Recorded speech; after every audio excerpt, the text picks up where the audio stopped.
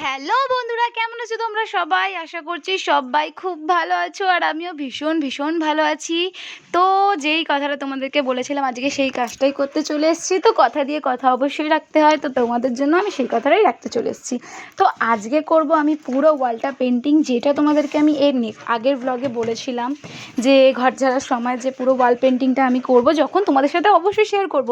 তো এইখানে আমি নিয়ে নিয়েছি গোলাপি রঙ, কিন্তু আমার সাথে এত বড় যে একটা স্ক্যাম হয়ে যাবে বিশ্বাস করো আমি বুঝতে পারিনি যে কি করে আমার সাথে এই জিনিসটা হয়ে গেল, আর এটা কেন হলো তোমরা কেউ বুঝতে পারবে না হট করে, কিন্তু আমার সাথে হয়ে গেল। বন্ধুরা কি করব, তো কি হলো তোমরা দেখতে থাকো।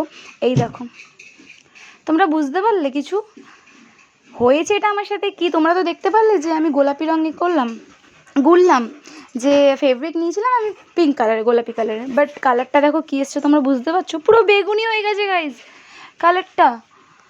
মানে আমি অবাক, যখন আমি ফার্স্ট ওই ছাপটা দিলাম, মানে তোমরা যদি আমার মুখের রিয়াকশানটা দেখতে তোমরা বুঝতে পারতে আমি কতটা অবাক হয়েছি।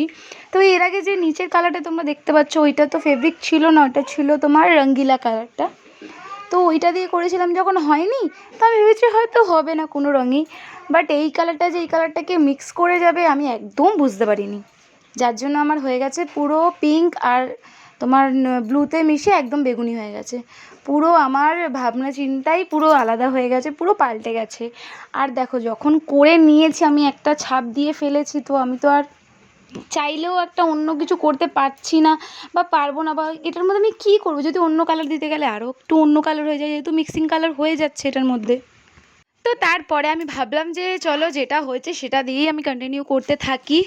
তো সেটা ভেবেই আমি পুরো দেয়ালটাই এই বেগুনি কালারটাই কন্টিনিউ করছিলাম। আর সত্যি কথা বলতে সেই দিনকে আরও করতে পেরেছিলাম, একদম পুরো জোশ নিয়ে নামতে পেরেছিলাম, কারণ মা সেদিনকে কাজে যেতে পারিনি। মানে বিশ্বাস করবে না, যেদিনকে ফার্স্ট ঝড়টা উঠলো, মানে এমন বৃষ্টিটা হচ্ছিলো ঝোড়ো হওয়ার সাথে, মা কাজে গিয়েও যেতে পারেনি। তো মা সেদিনকে ছুটি করেছিল, আর সন্ধেবেলা নিয়ে গেছিলো ওকে একটু ঘুরতে। তো তারপরে সেই ফাঁকে আমি একদম পুরো আমার কাজটাকে একদম ঝটপট সেরে নিচ্ছিলাম। তারপরে মাম এসেছিলো, আর মাম যেহেতু খুব একটা রাতে ঘুরতে বেরায় না, আর সেই দিনকে যেহেতু খুব বেরিয়েছিল, তো ওর খুবই ভালো লাগছিলো তখন। তারপরে মোটামুটি আধ ঘন্টা আর মধ্যে চলে এসেছিলো ও ঠাম্মির সাথে।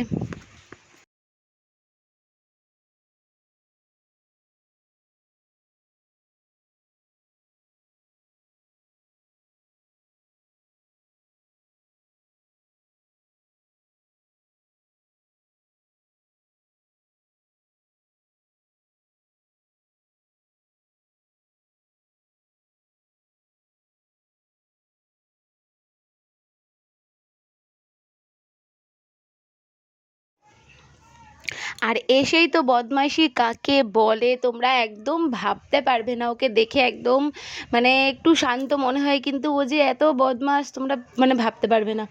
এসেই যেই দেখেছে আমাকে দেয়ালে এগুলো করতে, ব্যাস ওর চালু।